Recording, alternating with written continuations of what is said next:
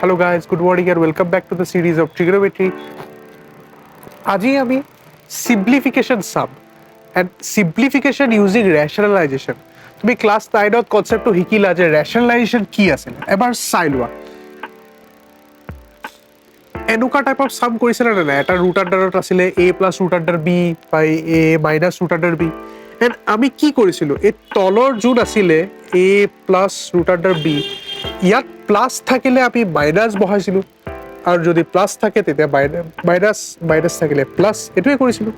মানে যদি a plus root b আছিলে তেতিয়া হলে এটোক আমি a minus root b কৰিছিলো আৰু a minus root b আমি a plus root b কৰিছিলো এটোৱে কৰিছিলো আমি এই সেম কনসেপ্ট আমি ইয়াত ইউজ কৰি এনেকুৱা টাইপ অফ সামক কৰিম okay clear so first focus কৰা ডিনোমিনেটৰটোত ঠিক আছে আমাৰ ডিনোমিনেটৰটো আছে cos থিটা প্লাস sin থিটা হল ইয়াত সিম্বলটো হৈ আছে প্লাস সো প্লাস থাকিলে আমি কিহত কনভার্ট কৰিম মাইনাসত তাৰ মানে বেসিক্যালি cos থিটা মাইনাস sin থিটা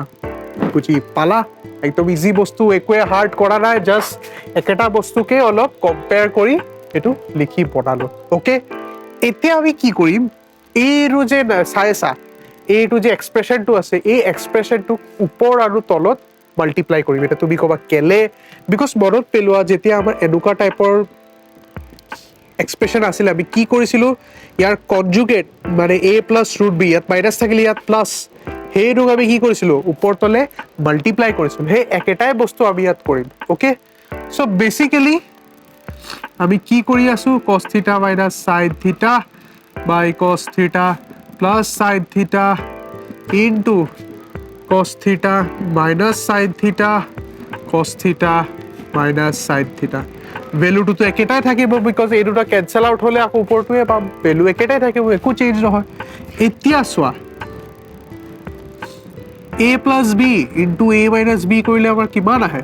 a square minus b square আহে এইটো সোৱা a plus b a minus b হৈ আছে সো এইটোক যদি অলপ সিম্পলিফাই কৰো এটো আহিব cos square theta minus sin square theta হল এতিয়া উপৰৰটো সোৱা উপৰৰটো সেম বস্তুৱে দুবাৰ মাল্টিপ্লাই হৈ আছে তো মই এটো কেনেকৈ লিখিব পাৰো cos theta minus sin theta whole square আৰামছে লিখিব পাৰো এতিয়া মই যদি উপৰৰটোক a minus b whole square formula দি ভাগি দিও তেতিয়া হলে কি হবে a square minus 2ab plus b square হ'ব ভাগি দিছো cos square theta minus 2 cos theta sin theta plus sin square theta হল একদম ইজি এন্ড তলৰটো একেটাই ৰাখি দিছো ওকে এতিয়া সোৱা sin square theta cos square theta add কৰিলে কিমান হ'ব আৰে 1 হ'ব তো 1 minus 2 cos theta sin theta আহিব ইয়াত আৰু ইয়াত কি আহিব cos square theta minus sin square theta so this was the simplification and simplification of specific case that is rationalization for concept use kori keneke ami enuka fractional type of trigonometric ratios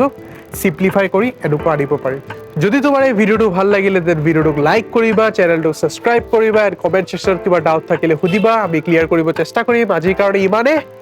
stay tuned